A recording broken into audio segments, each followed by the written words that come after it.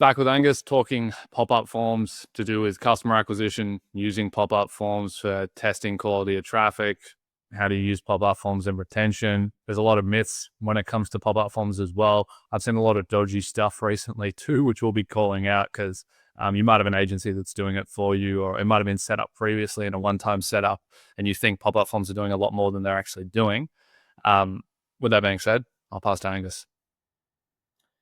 Yeah, we've spoken briefly about my overall thoughts on pop-up forms, just to do with some of the stuff that you said. But in general, like I was actually onboarding a new team member with us yesterday, and one of the first things that I always teach is that pop-up forms are probably one of the higher leverage, if not the highest leverage thing for a Klaviyo account. Obviously, for business in general, not so much. But when it comes to your Klaviyo account, probably one of the biggest things that you need to focus on is I need to make sure my list is growing faster than it's churning out, just like sort of anything in life. And your pop-up form is probably the number one way that you can do that. So when I audit accounts or when I take on a new account, the pop-up form is always bad or it's always underperforming. Like it's probably the best thing you can A/B test. It's the best thing you should make sure you have set up. And, if an account is not going so well or you're trying to look for ways to improve it, it is always the first thing I check. So I definitely think it's a slept on topic in terms of like a lot of people see it as kind of a bit of a side quest of like things you should be doing. Whereas in reality, it's like, probably the best leading indicator for performance inside a Klaviyo account. What's the biggest mistakes you see on pop-up forms? Just overcomplication. It's like people will make a pop-up form and they'll write like a 200-word essay on it and have like 4 boxes to fill out. And it's like, no one's doing that. Like all the best pop-up forms are like 4 or 5 words, just 1 box for the email, 1 clear button, and a clear offer of sorts. Like you can get crafty with the offers for sure. Like you've probably seen like mystery discounts and sort of things like that, but very, very clear value proposition of like you get X when you put in your email here. And it's super simple. Like people who see 1 to 2% opt-in rates, it's always because they're like writing essays on it. When you split test on the pop-up form, are you split testing offers mainly? No, to be honest, like offers is probably the first thing you test. But once you like have an offer that's working, like I'm more inclined to test aesthetics, copy, logic of the form, the welcome flow itself. Like, because retesting offers is actually probably like a pretty high bandwidth thing to do, just because like every time you retest an offer, you got to rebuild a new welcome flow. Then you got to analyze it, to really test the difference between offer success is not very well done inside these platforms. Like it's hard to A/B test, say like 10% off versus $10 off. Like you kind of need to do holdout tests or run it in separate periods of time. So it's sort of something you want to do towards the start of running a pop-up form. But once you've got an offer that's cemented, like you can get a lot of the upside and a lot of the gains out of like testing aesthetics, copy, logic of the form, stuff like that. What's the KPIs that you want to be seeing on a pop-up form? I mean, it's interesting because it's very easy to skew a pop-up forms data, which we will talk about a bit, I imagine, in this, where it's like, I've seen stores who get 20% opt-ins on their form, and it's just because they might have a 60-second time delay on it. And the only people who are on your site after 60 seconds are like the warmest prospects in the world. So of course they're going to fill out your pop-up form.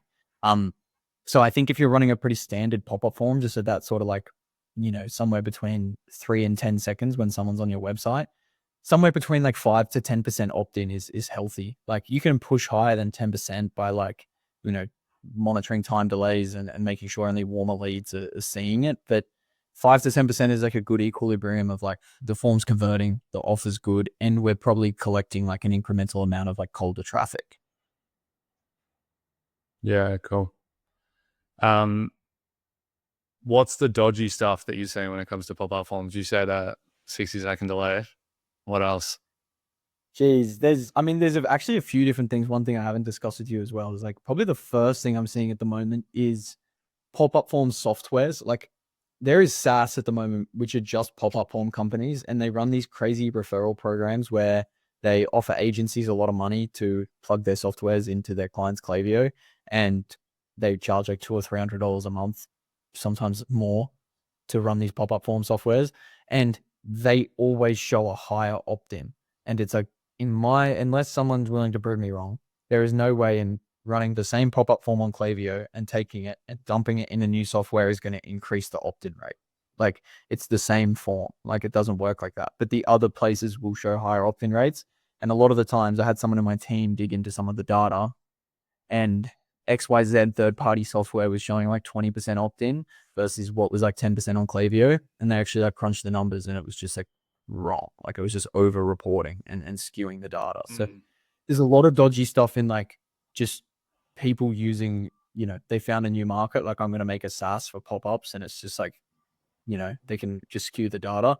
But the other thing is like AI at the moment, AI time delays, AI, like, I'm going to show people when the best they call it, like, Klaviyo has its own setting, and some other sort of popular companies and softwares who dabble in this have rolled this out as well, which most people would know about. But it's like, we're going to show your pop-up form at a smart time. Like, instead of setting a 6-second delay, like, we're going to pick the optimal time to show your pop-up form to your customers for opt-in.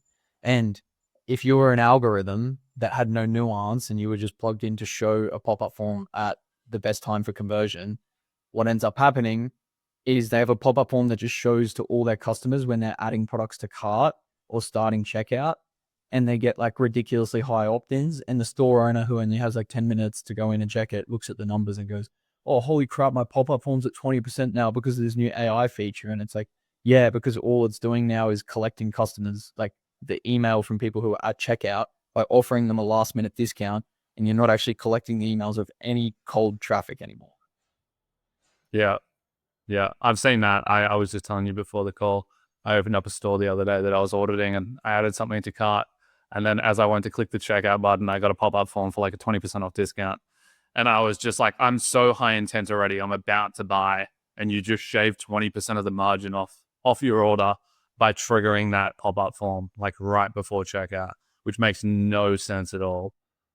No, it's literally crazy. Like, the amount that you can skew data to make it work in your favor in this industry is like just insane. Like, if I wanted to play a dodgy game with a client, like, I could run this test on a client who'd be willing for me to do it for the purpose of a video, which no one would be, like, thankfully. But I could change all the logic of a pop-up form. I could change all the email segments. I could change all the time delays on an abandoned checkout flow. And my Klaviyo account would attribute 80% of revenue, and my pop-up form would say it's collecting 50% of subscribers.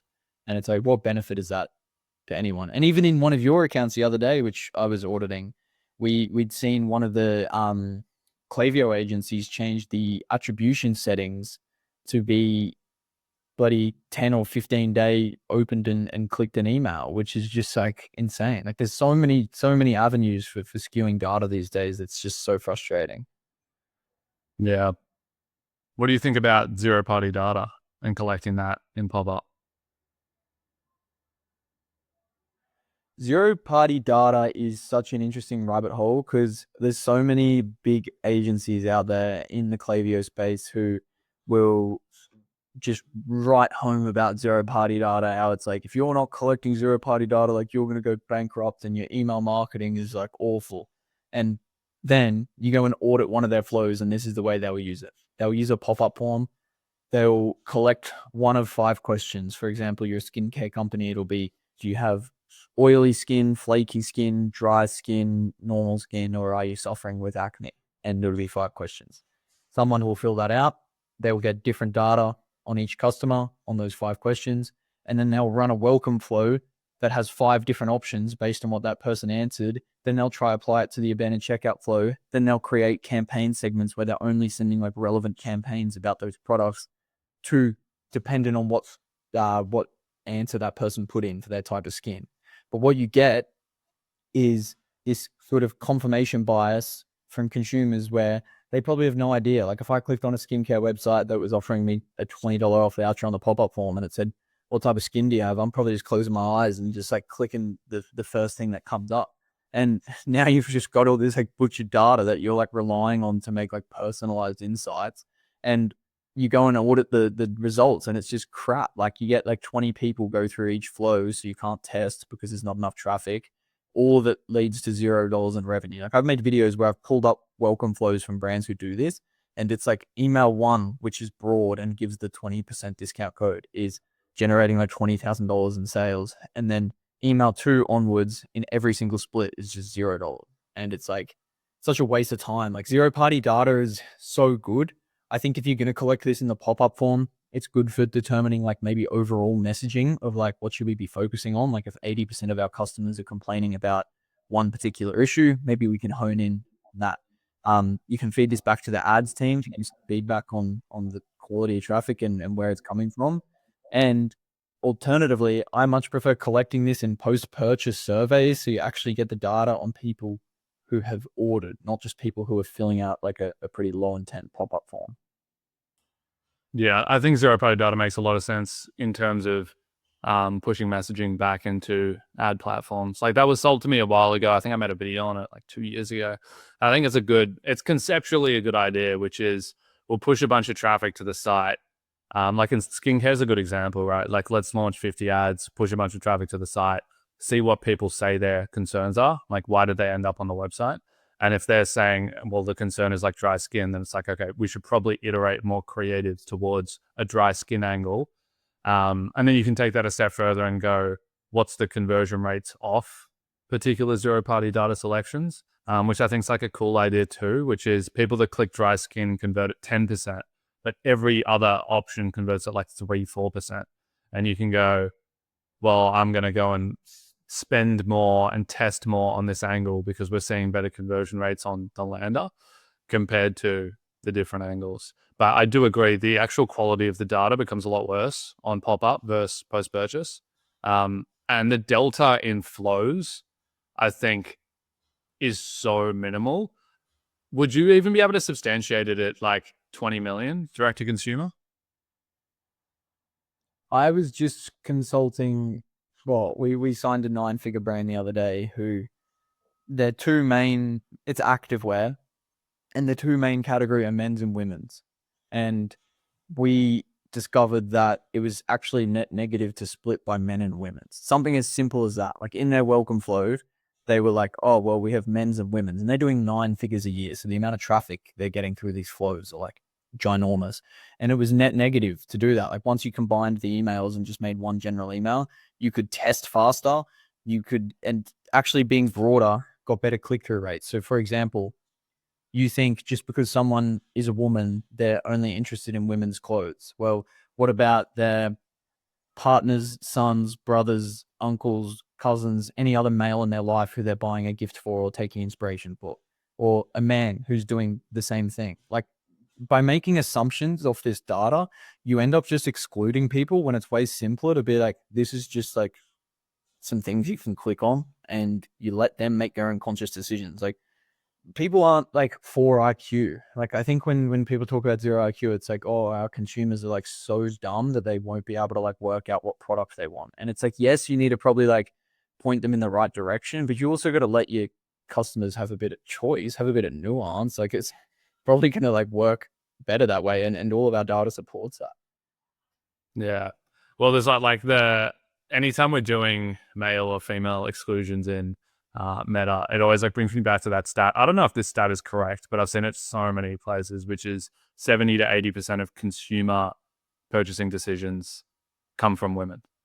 And so 70 to 80% of like almost like GDP moving around in ecom is decisions made by women as to where that money's even being allocated.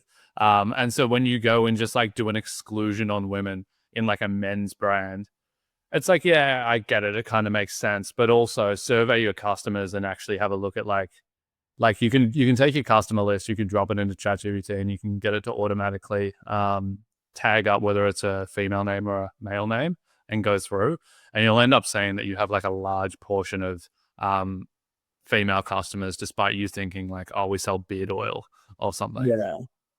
Well, I made a reel about this the other day. Like we have a client who sells male grooming stuff, and they literally changed their whole top of funnel targeting to be towards the mothers and the wives who were buying it because they were the only people who were actually buying it, and their store cranks like 3x. And it's like, I have a mate who buys from an activewear brand that we work with. So I actually went and asked him some questions about like his spending habits because his LTV with the brand is like 5K or something like insane.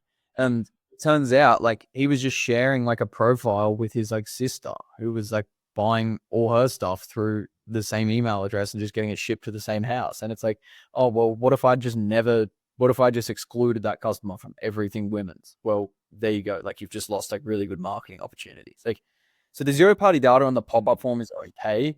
And we've used this particularly in younger brands. Like for example, we'll have a supplement brand who is maybe testing new ads, new angles, new audiences. And we will put the questions on there so we can report back to the owner. Like for example, one guy was testing like, is most of his audience actually bodybuilders, or are they like elder people who were looking for similar supplements? What he found out was the whole time we'd assumed he was selling to bodybuilders, we ran a pop-up form test and it turns out like half his audience was like over the age of 65. And we used that decision to just like tweak the messaging in general, and it had way better like down the funnel effects. But there's no way I was going to like split the flows and like try to do all this sweaty stuff on the campaign side. Like the incremental benefit, like the incremental workload is like, it's like 50% more work for like 0.5%, if not negative upside. Yeah.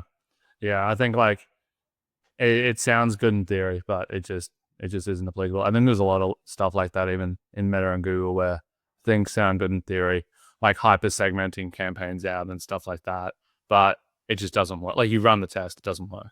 And so theory's great, but in application, it's like you're trying to apply a science to advertising, which is so messy in itself. Yeah. I do think though it does speak to how ads and retention teams should be interacting. Like I think with a lot of people I've worked, like with other ads teams I've worked on, like since I've worked with you guys, like there's been a very clear line of communication where I just have group chats with like your team and we can just sort things out. But with other ads companies in the past that I don't have a relationship with, or where I don't even get introduced to them by the founders, it's like we're just operating on completely different wavelengths. And it's like I can get a lot of cool data from the pop-up forms and send that back to you. Or even what you were saying before, like I've had instances where an ads team has introduced a new channel like TikTok, and all of a sudden all my metrics start tanking. Like the pop-up form starts tanking, the welcome flow starts tanking. And I'm like, yo, what's happening here? Client comes to me and is like, why is all the metrics tanking? I'm like, I don't know. What did you change? And they're like, I don't know. Ask the ads team. And it's like, oh, the ads team started spending $5,000 a day on TikTok. And it's like, well, there you go. This traffic's rubbish. And like things like that definitely can be found just by looking at something as simple as like pop-up form data. Yeah. But that's the one thing that pop-up form data is good for, which is checking quality of traffic. As long as like it's implemented correctly. If it's triggering 60 seconds after when you're in the cart, that data's useless. But if it's triggering properly and it's set up properly, you can introduce new channels and you can see effectively the quality of traffic. You have another data source other than like average time on site. And that's pop-up form submission rates is one of the things that has me so bearish on TikTok, is that anytime I've seen TikTok introduced into the marketing mix, just pop-up form submission rates just tank. And they never come back until you turn TikTok off. And that just like immediately makes me think that this is junk traffic. Yeah. I mean, I've had scenarios where that hasn't happened. Like I have a few clients who run TikTok and pop-up form still holds healthy, but we haven't done a holdout test where they've just always been running TikTok as far as I've known them. But yeah, I think like one thing that I've also really leveraged out of pop-up forms is actually like exposing bad ads teams. Like the amount of times where I've seen, say in a month, we've had a sudden 20% drop in traffic going through the welcome flow. Then I go check the pop-up form and it's like, oh, well, as a percentage, it's still holding the same. So what's happening here? Then I go and look at the pop-up form data and it's like, well, actually, you've been getting less new customers to your site every month by like 20% month on month. Like there's been a declining amount of new customer traffic coming to your site every single month for the last 6 months. And now we're feeling the effects of that because we've been relying on repeat customers for way too long. So one of like my favorite things to look at in a Klaviyo account when I'm auditing is go to the pop-up form, look at the trends of how many people have been viewing the form over time. If this is increasing, it's a sign of a healthy account. If it's maintaining, it's like good. But if it's been declining like month on month, which a lot of e-com brands like have been in the last 6 months, nearly every brand I've I've audited has seen like year-on-year decline in new customer traffic depending on who's running their ads. I'm like, well, you've had an ads team for the last 8 months who hasn't been putting any emphasis at all on new customer acquisition. And the first thing I do is send that to the client, and they had no idea. Yeah. Yeah. We've had this a couple of times where you've introduced clients to us, and then we've come in and like tripled new customer acquisition. And then all of your metrics go all over the place because new customer acquisition triples overnight, which is like directly correlated to retention and email. Well, I mean, it's one of the more awkward but best conversations and best case scenario conversations I've had in the last 4 months is like, there's been 3 occasions where I've introduced you to a brand. You guys have had a significant impact on new customer acquisition. And so as a percentage, the repeat customer rates drop and email revenue like goes down on paper. And like I've had to say to the brand, like, hey, I introduced you to the Blue Sense guys and they've tripled your new customer acquisition. This makes the Klaviyo look a bit scary for now, but hang in there. It's like for the greater good, and it ended up like coming back. But the amount of times I've had to have that conversation is crazy. And it's purely because no other ads team that I've worked with has been good at targeting new customer acquisition. And every single time they get found out by a pop-up form test, which is just like hilarious to summarize, like prioritize the performance of your pop-up form, but definitely don't overcomplicate it. Give a simple offer, get 5 to 10% opt-in. If you want to collect some data for your ads team, do that, but make sure the goals of collecting that data is very, very clear and you're not just like collecting waffle data for the sake of it. That would be all my tips on pop-up forms, and make sure you're acquiring a healthy amount of new customers. Spot on. All right. Thanks, Angus.